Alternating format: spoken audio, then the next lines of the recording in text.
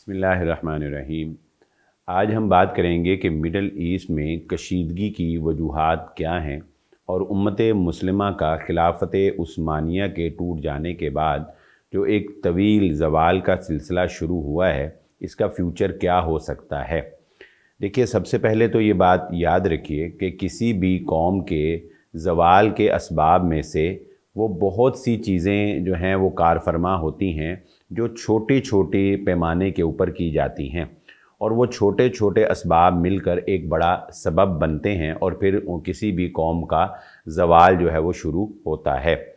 इसी तरह उम्मत मुस्लिमा के भी ज़वाल के असबाब में से बहुत से छोटे छोटे असबाब थे कि जिनके बाद फिर एक बड़ा सबब बना। लेकिन आज हम उन छोटे असबाब पर बात नहीं करेंगे, बल्कि हम बात करेंगे कि उम्मत मुस्लिमा का वो सबसे बड़ा फैक्टर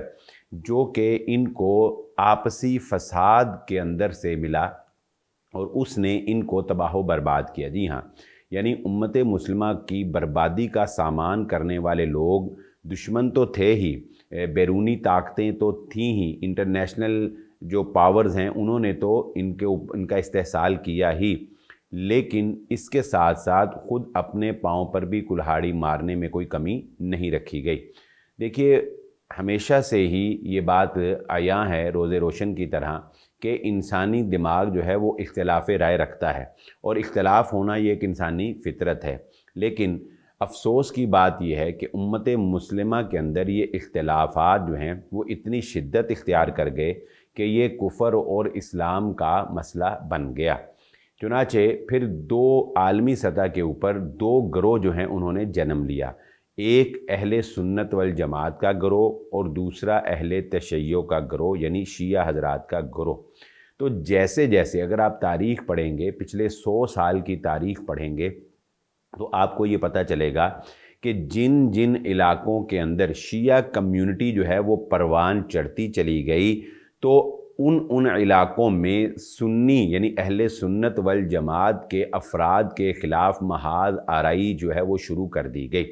और शिया सेक्टर के लोगों ने अपना तसल्लुत कायम करने के लिए मुसलमानों को ही आपस में लड़वा दिया और मुसलमान ने ही मुसलमान का खून बहाया और छोटे पैमाने के ऊपर खाना जंगी से आगाज़ किया गया और उसके बाद मुल्कों के मुल्क जो हैं वो इस आग की लपेट में लाकर तबाह बर्बाद कर दिए गए। जी हाँ, शिया सुन्नी फसाद के नाम से मारूफ इस्तिलाह है और इसका भरपूर फ़ायदा उठाया दुश्मनाने इस्लाम ने कि उन्होंने इन दोनों को आपस में लड़वा कर रखा और शो यही किया कि वो एक तरफ हैं जबकि वो दोनों तरफ ही होते थे, पसे पर्दा कहीं पर और कहीं पर ज़ाहरी तौर पर। अब आलमी सतह के ऊपर अगर हम देखते हैं तो अगर आप ईरान को देखें, अगर आप शाम को देखें, अगर आप यमन को देखें, इस तरह दीगर बहुत से ममालिक जो हैं जहाँ पर आपको यही नज़र आएगा कि उनकी तबाही की बड़ी वजह जो है वो शिया सुन्नी फसादात हैं। हम इंशाअल्लाह आखिर में इसका हल भी अपने तौर पर जो समझते हैं वो पेश करेंगे, लेकिन इस वक्त आलमी सतह के ऊपर शिया कम्यूनिटी को प्रेजेंट करने वाला, उनकी नुमाइंदगी करने वाला जो मुल्क है वो ईरान है और अहले सुन्नत वल जमात को की नुमाइंदगी करने वाला जो मुल्क है वो सऊदी अरब है मिडल ईस्ट के अंदर। लेकिन उसके अलावा पाकिस्तान जो है उसका भी एक अपना किरदार है, लेकिन अभी हम बात उस पर नहीं करेंगे। तो होता कुछ यूँ है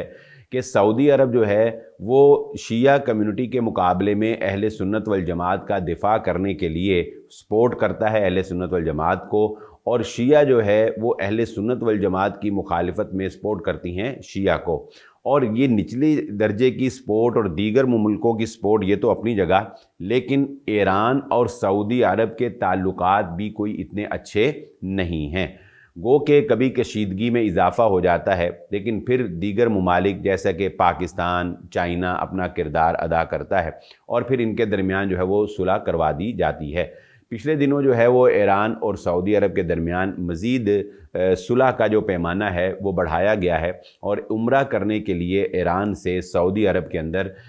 एक ज़ायरीन का वफ़द जो है वो गया है, जो कि एक अच्छी ख़बर है, जो कि एक अच्छी पेशकदमी है। लेकिन इसके बावजूद ऐसा नहीं है कि इन दोनों के जो पसे पर्दा दुश्मनी है या जो छुपे हुए अज़ाइम हैं वो ख़त्म हो गए हों। ये किसी भी वक्त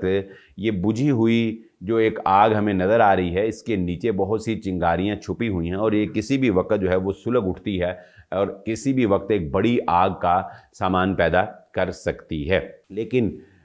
अब फ्यूचर में होने क्या जा रहा है उस पर अगर हम थोड़ी नज़र दौड़ाते हैं तो देखिए, आलमी सतह के ऊपर अमेरिका और चाइना और रशिया, ये तीन बड़ी ताकतें हैं जो हमेशा से एक दूसरे को गिराने के लिए काम करती रही हैं। और अगर हम बात करें इसराइल की, तो इसराइल और अमेरिका ये एक ही चीज़ है। जब हम इसराइल कहेंगे तो वो उससे लामुहल्ला मुराद अमेरिका ही है, और जब हम अमेरिका कहेंगे तो उससे लामुहल्ला मुराद इसराइल ही है। यानी इनको दो ना समझा जाए, ये एक ही है। अब मिडल ईस्ट के अंदर रशिया जो है वो अमेरिका के मुकाबले में ईरान को सपोर्ट करता है। फ्यूचर प्लानिंग के हवाले से जो रशिया है वो ये चाहता है, और चाइना भी किसी हद तक उसमें इसका यानी सपोर्ट करने वालों में से है, वो ये चाहता है कि मिडल ईस्ट के अंदर ईरान को भी न्यूक्लियर पावर बना दिया जाए।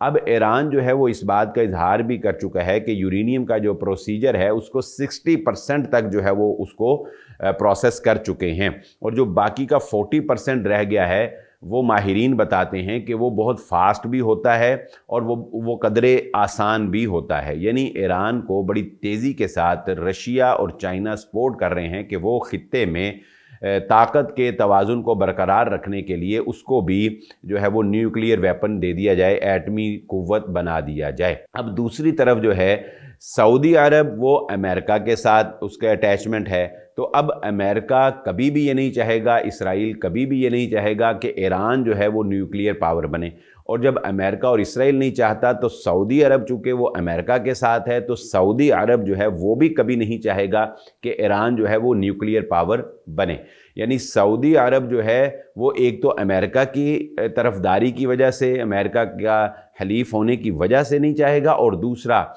जो मैंने पहले बात जिक्र की कि ईरान और सऊदी अरब की जो आपस में शिया और अहले सुन्नत वल जमात का जो एक मजहबी लड़ाई है, उसकी वजह से भी सऊदी अरब कभी भी ये नहीं चाहेगा कि ईरान जो है वो एटमी पावर बने। ये तो खैर अब फ्यूचर में हमें पता चलेगा कि ऐसा हो पाता है या नहीं हो पाता, क्योंकि इससे पहले भी ईरान ने काफ़ी मरतबा ये एफ़र्ट तो की है, लेकिन इसराइल ने खुफिया तौर पर उनके साइंटिस्ट या उनकी तनसीबात जो हैं उनको निशाना बनाकर उसको ऐसा करने में कामयाब नहीं होने दिया। अगर ईरान जो है वो न्यूक्लियर पावर बन जाता है तो ये बात इसराइल के लिए तो कदरे ख़तरनाक हो सकती है, लेकिन उसके साथ साथ सऊदी अरब के लिए भी ये बात बहुत ही ख़तरे का अलार्म है। उसके बाद सऊदी अरब जो है उसकी पोजीशन ईरान के मुकाबले में काफ़ी कमज़ोर नज़र आती है, और जैसा कि ये बात हम जानते हैं कि शिया कम्युनिटी ने कभी भी अहले सुन्नत वल जमात के लोगों के साथ नरमी रवा नहीं रखी, बल्कि मुसलमानों के ममालिक को तबाह करने में, खाना जंगी बर्पा करने में बहुत बड़ा हाथ जो है वो शिया का है। इसीलिए बाज़ लोग